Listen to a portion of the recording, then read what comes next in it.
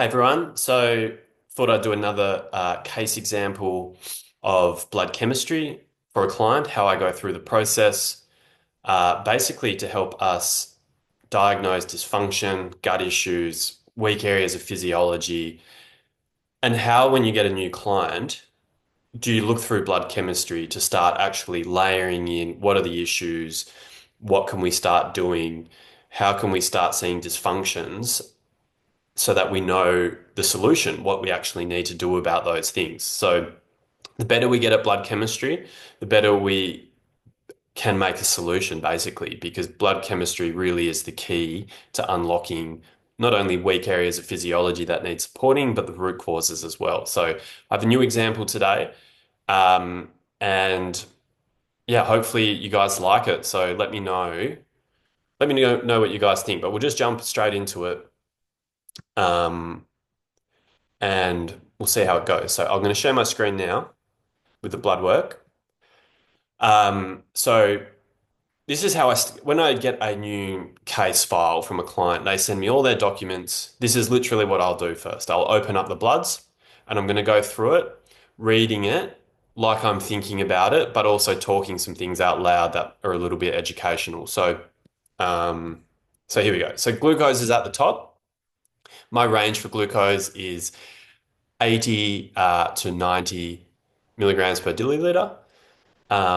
So here, 101, it's a bit high, its latest reading, but we can see over the last few years, it's actually been okay. Actually, it's been a little bit high, hasn't it? So I said 80 to 90, and so it's basically been in the 90s, high 80s, early 90s, 91, 89, and then up to 101.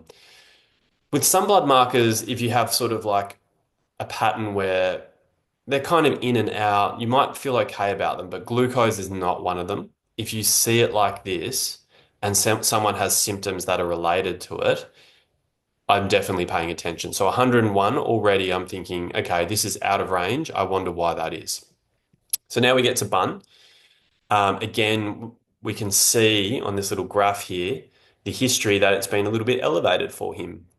So, what elevates bun? Bun is a result of the urea breakdown. And where does urea come from? It comes from urea cycle and from nitrogen, which is the breakdown of protein, but it also can come from ammonia.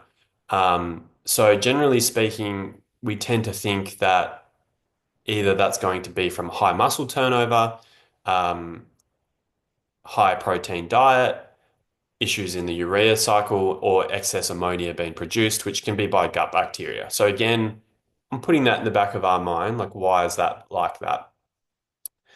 The creatinine's fine, EFGR is fine.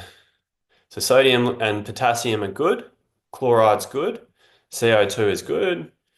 Calcium is a little bit higher end, and he's had a high result in the past. So whenever I see that, immediately I'm wondering about things like magnesium and vitamin D.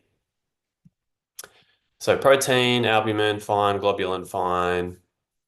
Bilirubin's good. ALP, so it's worth noting here, with ALP, alkaline phosphatase, um, that is a um, that is a liver enzyme, and it responds to a whole range of things, but it's also a zinc-dependent enzyme. So when zinc is low, often ALP will go low. It's also found in bone. So if there's high bone turnover, ALP goes up. So it's also expressed in the liver and gallbladder. So if there's liver inflammation, gallbladder inflammation, it goes up. My range is for it is 65 to 100, so it's a little bit low. But this is one of those markers that even though it's a little bit low, that might be okay. Um, it's normally when it's like 50 and below, that's when you sort of pay attention to it. 56, 65, that could just be natural variation. But when we look at his history, we can see that it does move around quite a lot. Like he's had some at 80 and then some down at sort of the sort of 50 mark. So it moves around, but I think that's okay. I'm not too fussed there. But here, now we start to get to an issue. So we've got AST and ALT. So my ranges for that are 23 units per litre, around about that for a male. I want it under that um, for both of them. So both of them are slightly elevated. And, that in my head, I'm wondering, well, it can be from viral related. It can be if he exercised within 48 hours of the gym, like if he had his blood drawn within 48 hours of the gym. Um, it can be from thyroid issues, fatty liver. There's a whole range of things, but another big thing is fungal problems, candida, because candida produces acetaldehyde. Acetaldehyde has to get degraded, metabolized, and everything in the liver. And then you get this raise in AST and ALT. It's the same if you have alcohol, ethanol turns to acetaldehyde and your liver enzymes raise. So here immediately, there's a few things going on here, but in the back of my head, I thought I saw the elevated blood glucose, and now I'm seeing AST and ALT raised. And one thing we know about Candida is it loves growing in elevated blood sugar because it can feed not only off the glucose in your diet, so yeah, in your diet as it goes through your gut, but also the glucose in your blood. So immediately I'm wondering, I'm thinking, okay, is there a connection there? Um, and here now another big issue. So white blood cells at 2.8, it's very low.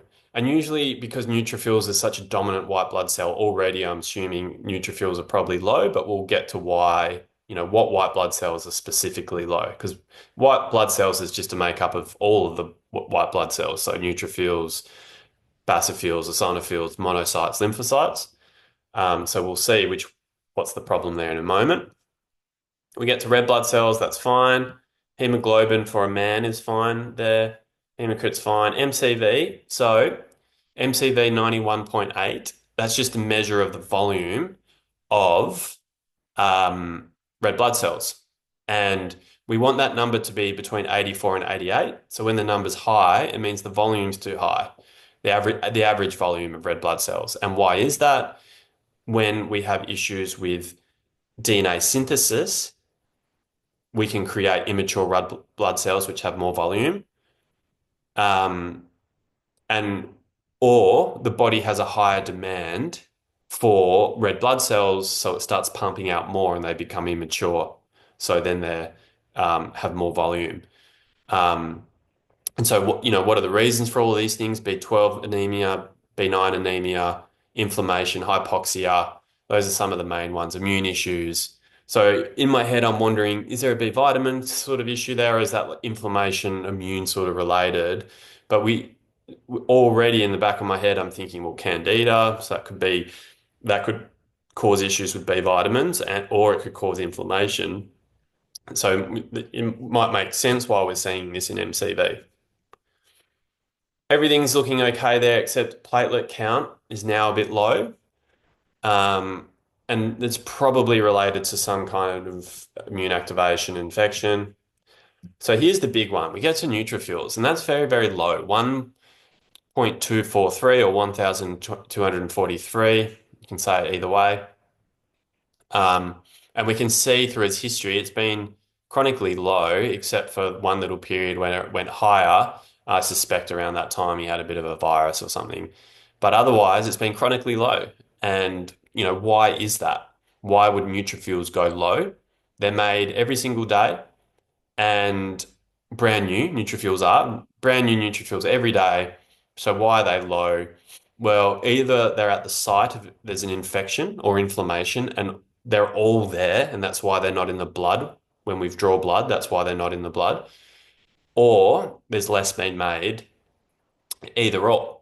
For this guy's a young man, so it's unlikely he's going to have um, any issues with creating neutrophils. So it's more likely, I mean, there's some debate exactly what's happening here, to be honest. Like there's some people who say, well, chronic inflammation over time, it kind of exhausts your immune cells. And so your body stops producing them. And that's kind of the theory a little bit with leaky gut. that over time they stop being produced because they're exhausted. They're general terms. Does this really mean anything? There's not strong evidence. It might be true. The other thing is it just might be, as I said, they're all recruited at the site of inflammation or infection. Um, so with this guy, one thing I do know about him is that he takes a medication for an SSRI, and SSRIs can lower neutrophils. So now, as I'm going through this, I'm wondering, is the SSRI responsible for this? Which is not that common to be this low, right? Like it's not something I notice with everyone in SSRIs that their neutrophils are 1.2, but SSRIs are capable of bringing neutrophils down. They're associated with lower neutrophils. So it would still be an outlier for it to be this low, but he did have signs of fungal issues. So is that related to it? Or are they both adding together? I'm not totally sure, but that's the sort of nature of blood chemistry. Lymphocytes were, slight touch low. Um, Monocytes touch low. So a bit of an immune deficiency a vibe going on in general. So that's where we start to wonder, well, maybe it is slightly related to the medication. Um, Maybe there's some chronic inflammation. As a bit of a background, this guy, um, he has psoriasis and he's had anxiety basically his whole life. So, um, what's causing that? We can sort of make some inferences there, but if he's had these health issues for a long period of time, um, it's fair to say that the immune system might be compromised and indeed the gut lining. So that might explain. So as we go through, so we see vitamin B12 high. So usually when it's high, it will be because of supplementation, but going to the complexity of neutrophils, overactivation of neutrophils can actually increase B12. I'm not going to explain the science of that now, but you can, for anyone interested, you can go away and look into that. Folate was a little bit low. Sex hormone binding globulins sort of okay. Vitamin D pretty low. So when you see vitamin D low, it's just going to add into these things. It's going to add into the immune issues, add into the microbial issues, the gut lining issues. But it also, the reason it's low might be because of the additional burden it's got because of the inflammation and immune problems. Um, I mean, yeah, cholesterol's all right. H Triglycerides is fine. Um, we won't get into the lipid markers today. We might do that another time. Insulin at 6. So that's sort of in range, right? Like my range for that is sort of 2.5 to 6 IU. But even then, like that's okay. There's a lot of just average, a lot of people that just have their insulin at 6, but optimally speaking, we like that lower 5, 4. Um, so it's not a big thing, but it's just a little thing to sort of note as we go forward. Like I'm not going to say that's anything like insulin resistance or you have an insulin problem, but we'd like the next time we do a test for that to be slightly lower. Um, Okay, so his HbA1c is actually, so this is where we get into things a little bit with the blood glucose, right? Because there's elevated blood glucose, fasting blood glucose. So he's fasted for 12 hours, and yet still his HbA1c, which is a measure of his blood glucose over 3 months, is in range.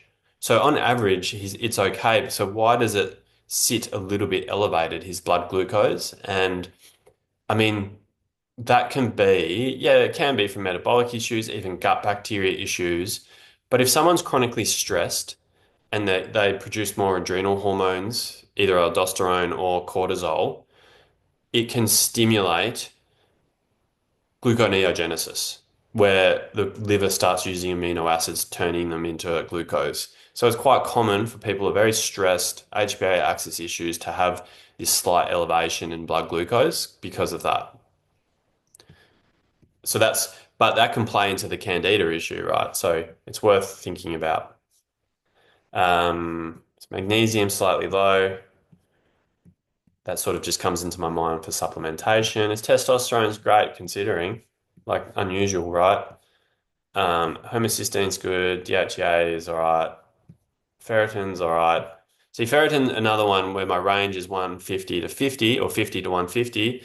So it's 153, slightly high, but this is a range. This is a type of marker where it's okay if they're slightly out, if everything else looks okay. Um, so he's had a bit of a history of high estrogen,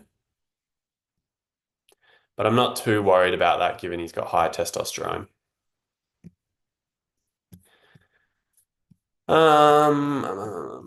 Okay, that'll do for that. So now, where we got to there was, we have this sign of chronic inflammation with the neutrophils. We had the elevated blood sugar with glucose, and we had the liver enzymes, the AST and ALT elevated, which all might point towards the one thing, which is a fungal issue. So, now can we use symptoms to layer in to support our hypothesis? Well, he's got psoriasis. And what does the research say about psoriasis? Well, one of the main causes of it is fungal issues, candida. It can be other things like parasites, but candida is a big thing. And as well, this guy, he did a stool test as well after this, and there was signs of candida in it. So, and he was low in beneficial bacteria and things like that, which are also important for modulating the immune system to prevent psoriasis. So the next step, we won't go through it today, but in terms of what for a whole protocol, um, but essentially now in my head when I'm starting to form a protocol, I'm thinking, okay, how can we get rid of the candida overgrowth? I'm starting to think, what can we do about these low neutrophils to slowly bring them up? How can we manage this blood sugar issue of the glucose? What can we do supplement wise, diet wise? And then, how can we support the mental health because he's on an SSRI and the cortisol?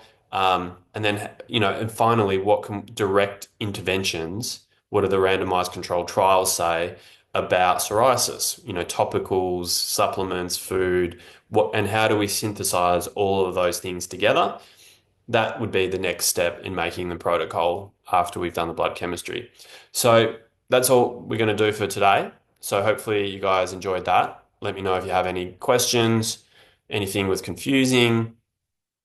I kind of speed through it a little bit. Some of it might be a little bit too wordy in terms of like sciencey for some people. So um, if you don't follow along, let me know, and let next time I can do a more basic version. Or if you like the sort of complex stuff and you want me to go deeper, let me know as well. Otherwise, thanks everyone. Have a great day.